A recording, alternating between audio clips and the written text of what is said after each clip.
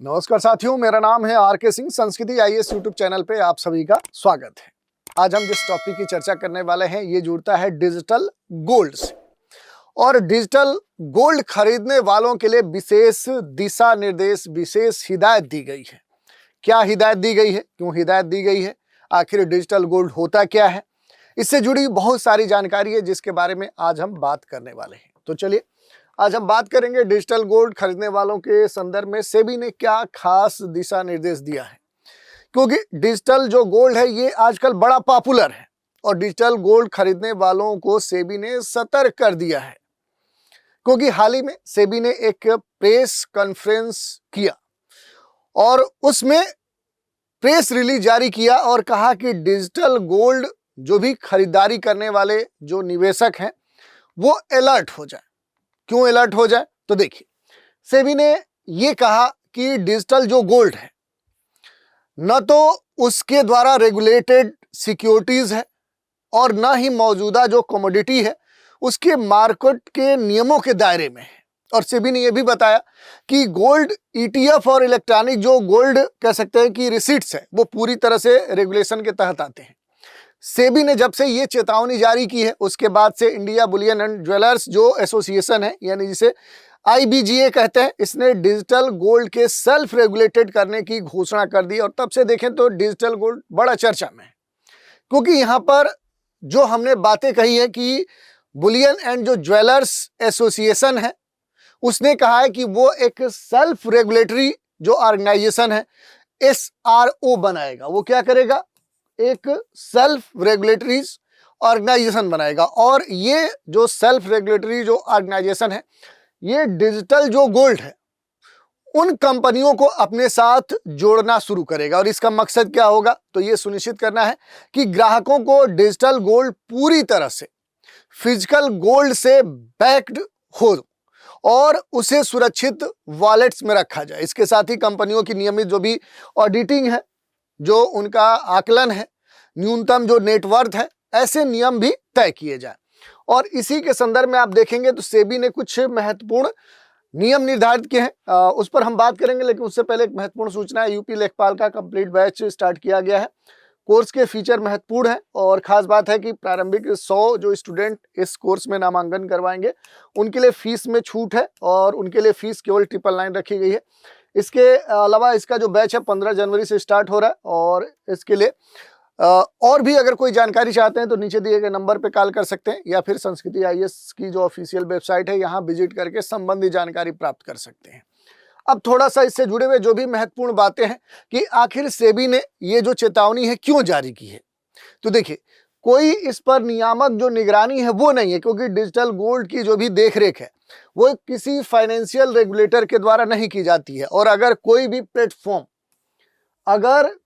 Platform विफल हो जाता है, फेल हो जाता है, तो फिर वो बंद हो जाता है या फिर गोल्ड को गलत तरीके से मैनेज करता है तो निवेशकों के पास बहुत ही सीमित कानूनी जो सहायता है वो बचती है। और दूसरी जो बात है वो भ्रामक मार्केटिंग है, क्योंकि कुछ जो प्लेटफॉर्म है वो डिजिटल गोल्ड को ऐसे तरीके से मार्केटिंग करते हैं जिससे ये पता चलता है कि ये म्यूचुअल फंड या फिर ETF के रूप में सुरक्षित और नियमित है, लेकिन वास्तव में यह एक रेगुलेटरी ग्रे जोन का काम करता है जो इन दावों को भ्रामक बनाता है। दूसरी बात देखिए, सत्यापित जो बैंकिंग है उसकी कमी है, क्योंकि वेरीफाइड जो बैंकिंग है वो यहाँ पर अनुपस्थित माना जा रहा है। क्योंकि आप मान सकते हैं कि जो भी प्लेटफॉर्म है वो वास्तव में आपकी ओर से फिजिकल गोल्ड रखता है, लेकिन कोई भी अनिवार्य स्वतंत्र जो ऑडिट है या वैधानिक जो फ्रेमवर्क है वो नहीं है। और यह सुनिश्चित करता है कि सोना जो मौजूद है, जो गोल्ड मौजूद है, वो सुरक्षित रूप से स्टोर किया जाता है या आपके नाम पर आवंटित किया जाता है। और इसके अलावा देखेंगे तो इसमें कई सारे जो रिस्क हैं वो भी आपको देखने को मिलते हैं, जोखिम, क्योंकि आपका जो निवेश है वो पूरी तरह से एक निजी इकाई पर क्या है निर्भर करता है, डिपेंड करता है, जो इसके वादे का सम्मान करता है। अगर वाल्टिंग पार्टनर ऐप या फिर जो फिनटेक है वो गिर जाते हैं, डंप कर जाते हैं, तो आपका जो क्लेम है वो कोर्ट में नहीं हो सकता। और इसके अलावा देखेंगे जो भी डिलीवरी वाला जो एक कह सकते हैं कि खतरा है या एग्जिट जो रिस्क है, क्योंकि डिजिटल जो गोल्ड है उसको फिजिकल गोल्ड में बदलने में अक्सर जो लागत आती है वो हाई कास्ट होती है, उच्च लागत होती है। दूसरी बात, जो भी डिलीवरी लिमिट है उसमें देरी होती है, वो लंबा खींच जाता है। और डिजिटल गोल्ड को लिक्विड करने में देखेंगे तो इसे एक प्रदाता को वापस बेचने की भी आवश्यकता हो सकती है, जिससे क्या होगा, आपके पास जो विकल्प है वो काफी कम हो जाएंगे। तो इस तरह से आप देख सकते हैं कि डिजिटल गोल्ड एक जोखिम भरा, रिस्क भरा ऑप्शन हो सकता है। और ये प्रोवाइडर की जो भी संचालन क्षमता है उस पर भी डिपेंड करता है।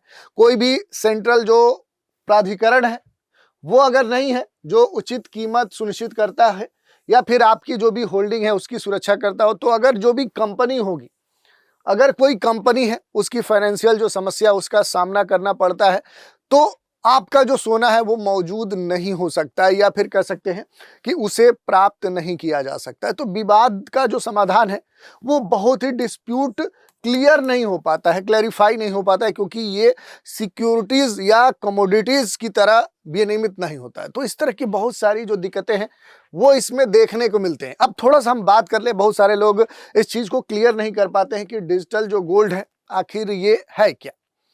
ये सबसे अहम बात है। तो देखिए, डिजिटल जो गोल्ड है ये एक तरीका है। क्या है? एक तरीका है, एक मेथड कह सकते हैं, जिससे आप मोबाइल ऐप या फिर वेबसाइट के जरिए ऑनलाइन क्या करते हैं, सोना खरीदते हैं। सिंपल सी बात समझिए कि डिजिटल जो गोल्ड है एक तरीका है। तरीके में क्या है, दो चीजें आप देख सकते हैं, जिसमें या तो फिर मोबाइल ऐप की हम बात कर रहे हैं, मोबाइल ऐप हो, या फिर किसी भी वेबसाइट के जरिए क्या होता है कि आप मूल रूप से क्या करते हैं, ऑनलाइन सोना खरीदते हैं, गोल्ड क्या करते हैं, परचेज करते हैं। ये क्या है, यही कह सकते हैं कि इसके खरीदने और बेचने की दोनों सुविधा ये देता है, जिसमें आपके खरीदे गए जो भी गोल्ड है, जो सोना है, उसको सुरक्षित तिजोरियों में रखा जाता है, जिससे आपका जो फिजिकल गोल्ड है, फिजिकल जो गोल्ड का अपीयरेंस है, उसकी जो स्टोरेज है, उसकी जो सुरक्षा है, उसकी चिंता नहीं होती है। और आप छोटी जो रकम है, जैसे 10 रुपए से भी निवेश शुरू कर सकते हैं। छोटी अमाउंट जो है, छोटा एक नॉमिनल जो अमाउंट है, उससे इसकी शुरुआत कर सकते हैं, जिसे बाद में फिजिकल गोल्ड या कह सकते हैं सिक्के या अलग अलग चीज़ों में बदला जा सकता है। तो ये सबसे महत्वपूर्ण बात है। दूसरी बात, भारत में जो भी डिजिटल गोल्ड है इसकी खरीद में सालाना 25 से 30% की ग्रोथ देखने को मिल रही है। यानी ये जो मेथड है, ये जो तरीका है, भारत में क्या हो रहा है, ये काफी पॉपुलर हो रहा है। दूसरी बात देखिए, एक अनुमान के अनुसार देखेंगे तो अब तक 7 से 8 करोड़ लोगों ने निवेश इसमें कर लिया है। और दूसरी तरफ डिजिटल गोल्ड में 500 रुपए से लेकर 25,000 तक जो निवेश है वो किया जा सकता है। इसकी अगर बात करें तो ये 24 कैरेट जो सोना है, उस 24 कैरेट सोने का होता है, जिस पर मेकिंग चार्ज नहीं लगता। ये सबसे इसकी खास बात है डिजिटल गोल्ड की। लेकिन इस पर जीएसटी और कैपिटल गेन टैक्स जैसे जो भी टैक्स हैं वो लागू होते हैं। और भारत में ये कब से शुरू किया गया था, तो 2012 से 2012 से ये शुरू किया गया था।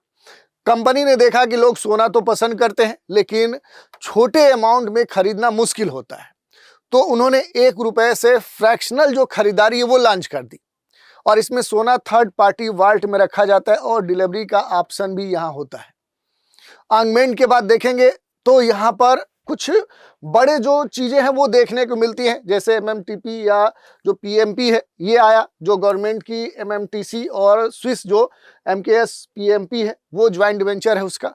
और ये भारत का सबसे बड़ा गोल्ड रिफाइनरी और कस्टोडियन है। तो इस तरह से इसकी विशेषताएं आप देख सकते हैं। इसके अलावा अगर आप देखेंगे, सोने में निवेश पर भी देना होता है टैक्स, ये सबसे महत्वपूर्ण बात है। तो देखिए, डिजिटल गोल्ड खरीदने यानी अगर इन्वेस्टमेंट करें तो उस पर सोने के तरह ही क्या करना होगा, आपको ये टैक्स देना होगा। वहीं इसे बेचने पर लगने वाला टैक्स भी फिजिकल जो गोल्ड है उसी की तरह होता है। दूसरी बात देखिए, अगर आपने सोना खरीदने के 3 साल के अंदर बेचा है तो इसे शॉर्ट टर्म कैपिटल गेन माना जाता है। और इस बिक्री से होने वाले जो भी फायदे हैं उस पर आप इनकम टैक्स स्लैब के हिसाब से क्या होता है, आपके ऊपर कर आरोपित होता है। वहीं अगर सोने को 3 साल के बाद बेचा है तो लॉन्ग टर्म जो कैपिटल गेन है वो माना जाता है और इस पर 20.8% का टैक्स लगता है। दूसरी बात देखिए, जो सबसे महत्वपूर्ण बात है कि सेबी और आरबीआई इसे रेगुलेट नहीं करते, सेबी इसे जो भी सिक्योरिटीज हैं, कमोडिटी जो डेरिवेटिव है वो नहीं मानता। ये सबसे खास बात है। वहीं जो रिजर्व बैंक ऑफ इंडिया है, देश का केंद्रीय बैंक है, वो भी इसे बैंकिंग या डिपॉजिट जो प्रोडक्ट है वो नहीं मानता है, और इसीलिए इसे थोड़ा सा रेगुलेट करना बड़ा मुश्किल हो जाता है। ये बिजनेस अभी प्लेटफॉर्म के ट्रस्ट पे चल रहा है, और 2021 में डिजिटल गोल्ड का जो मार्केट है वो 5,000 करोड़ का था, जो अब आप समझ सकते 13,800 करोड़ रुपए तक पहुंच चुका है। युवाओं में देखें तो डिजिटल जो गोल्ड है इसका क्रेज तेजी से बढ़ रहा है। मार्केट रेगुलेटरी की बात करें या मार्केट जो रेगुलेट हो रहा है, तो सेबी की चेतावनी के बावजूद भी जेन जी, आज का जो जनरेशन है, जो यूथ है और जो नई सोच वाले लोग हैं, उनके बीच में इस डिजिटल गोल्ड का जो क्रेज है वो बढ़ते जा रहा है। वर्ल्ड गोल्ड जो काउंसिल है उसकी हाल ही में आई रिपोर्ट से पता ये चलता है कि साल भर में डिजिटल गोल्ड का जो चलन है वो 50% तक बढ़ गया। तो आप समझ सकते हैं कि कितना लोग या जेन जी या नई जो जनरेशन है वो इसे पसंद कर रही है। दूसरी तरफ देखेंगे, जो भी वर्ल्ड गोल्ड जो काउंसिल है उसके डेटा भी कुछ महत्वपूर्ण आंकड़े देते हैं, और वो चौंकाने वाले हैं। 2025 में जनवरी से नवंबर के बीच में जो भी भारतीय निवेशक है उन्होंने करीब 12 टन डिजिटल जो गोल्ड है वो खरीदा है, और पिछले साल के मुकाबले देखेंगे तो ये 50% ज्यादा है। आप समझ सकते हैं कि पिछले साल 8 टन जो डिजिटल गोल्ड की खरीदारी हुई थी, वो गोल्ड काउंसिल ने एक अनुमान के हिसाब से यूपीआई जो ट्रांजेक्शन है उसके आंकड़े के आधार पर यह अनुमान दिया था। नेशनल पेमेंट कॉर्पोरेशन ऑफ जो इंडिया है यानी एनपीसीआई है, इसने पहली बार ये आंकड़े जारी किए। और कीमत की बात करें तो डिजिटल जो गोल्ड है वो खरीदा गया है, उसकी मार्केट वैल्यू 16,000 करोड़ के आसपास बताई गई है। अब एक प्रश्न उठता है कि आखिर डिजिटल गोल्ड का जो मार्केट है इतनी तेजी से बढ़ क्यों रहा है, इसका क्रेज इतना क्यों हो रहा है? खासतौर पे युवाओं में, पढ़े लिखे जो वर्ग हैं, जो यूथ हैं, जो जेन जी हैं, तो डिजिटल गोल्ड को लेकर बढ़ता हुआ जो क्रेज है, इसकी जो वजह है इसकी खरीदारी से जुड़ी हुई जो एक सहूलियत है, जो सरल प्रक्रिया है। डिजिटल गोल्ड एक ऐसा तरीका है जिससे लोग ऑनलाइन सोना खरीद भी सकते हैं और इसे बेच भी सकते हैं। इसे न संभाल कर रखने की टेंशन है, न ही प्योरिटी को लेकर कोई दिक्कत है, न चिंता है कि ऐसा ना हो कि एक जगह हम खरीदे, दूसरी जगह ले गए तो दूसरा व्यक्ति कह रहा है कि ये तो शुद्ध नहीं है। तो इस तरह की जो समस्या न होना सबसे बड़ा एक कारण है। दूसरी कि सिर्फ 1 रुपए से भी क्या कर सकते हैं, आप सोने की खरीद कर सकते हैं। जबकि आज अगर आप फिजिकली किसी भी सुनार के पास जाइए, किसी बड़े शॉप पे जाइए, तो आपको एक मुफ्त बड़ी जो कीमत है वो सोना खरीदने के लिए देनी पड़ती है। तो वो फजीहत यहाँ पर नहीं होती, और यही वजह है कि ये ऐप और ऑनलाइन जो शॉपिंग है उसमें माहिर जो युवा हैं वो इसकी खरीदारी कर रहे हैं और इसे लोकप्रिय बना रहे हैं। कई सारे फायदे हैं डिजिटल गोल्ड खरीदने के, जैसे आप 1 रुपए से भी निवेश कर सकते हैं। ज्वेलरी जो मेकिंग है उसका खर्च नहीं आता है, और इससे भी पैसों की बचत हो जाती है। क्योंकि आप देखते होंगे जब भी आप ज्वेलरी खरीदने जाते हैं तो जो उसका प्राइस होता है और जो आप कोई भी ज्वेलरी खरीदते हैं तो उसकी बनावट जो होती है, कारीगरी होती है, उसका चार्ज सरप्लस किया जाता है, उस पर अतिरिक्त जोड़ा जाता है। वो इसमें नहीं होता है, और इसके जरिए आप शुद्ध सोने में निवेश करते हैं, और इसे फिजिकल गोल्ड की तरह ही सुरक्षित रखने के लिए आपको परेशान नहीं होना पड़ता है। अगर भारतीय प्रतिभूति और विनिमय बोर्ड की बात करें तो भारत में प्रतिभूति और वित्त का जो नियामक है वो ये बोर्ड है। सेबी की स्थापना भारतीय प्रतिभूति और विनियामक जो बोर्ड अधिनियम 1992 है उसके प्रावधानों के तहत 1992 में की गई थी, जिसका मुख्यालय कहाँ पर है? बंबई में। और इसके जो भी महत्वपूर्ण कार्य है, जो सेबी के अगर कार्यों की बात करेंगे तो इसका सबसे जो महत्वपूर्ण कार्य है वो भारतीय स्टॉक जो निवेशक हैं उनके हितों का उत्तम संरक्षण करना, प्रतिभूति जो बाजार है उसकी विकास के लिए काम करना, जो विनियमन है उसे प्रवर्तित करना, इस तरह के महत्वपूर्ण जो कार्य हैं वो सेबी को दिए गए हैं। दूसरी तरफ अगर आप बात करेंगे, जो भी सेबी है ये स्टॉक ब्रोकर, शेयर जो ट्रांसफर एजेंट्स हैं, ट्रांजिट मर्चेंट जो बैंकर्स है, गोल्ड जो एक्सचेंज है, पोर्टफोलियो जो मैनेजर है, ऐसे कार्यों का भी नियमन करता है, पंजीकृत करता है। म्यूचुअल जो फंड है उसकी सामूहिक जो निवेश योजना है उसे पंजीकृत करने का उनका जो नियमन है वो सेबी करता है। और इसके अलावा अगर आप देखेंगे तो जो भी प्रतिभूतियां हैं उनके बाजार से संबंधित जो भी अनुचित व्यवहार है उसको भी ये क्या करता है? कंट्रोल करता है या फिर उन्हें समाप्त करता है। तो इस तरह से हमने देख लिया कि डिजिटल जो गोल्ड है वो है क्या, उसको लेकर क्या दिशा निर्देश जारी किए गए हैं, आखिर डिजिटल गोल्ड होता क्या है, क्यों इतना पॉपुलर हो रहा है, खासतौर पे जेनजी जनरेशन में या फिर युवाओं में, इसके क्या फायदे हो सकते हैं, इससे जुड़े हुए जो भी महत्वपूर्ण आंकड़े हैं उन पर हमने बात की। इसी पर आधारित एक प्रश्न है, सेबी की स्थापना कब हुई थी, वर्ष 1989, 90 में या 1992 में या फिर 1995 में। तो इस तरह से आज हमने इस टॉपिक की चर्चा की। तो आज के एपिसोड में इतना ही। आप सभी हमारे साथ बने रहें, इसके लिए धन्यवाद।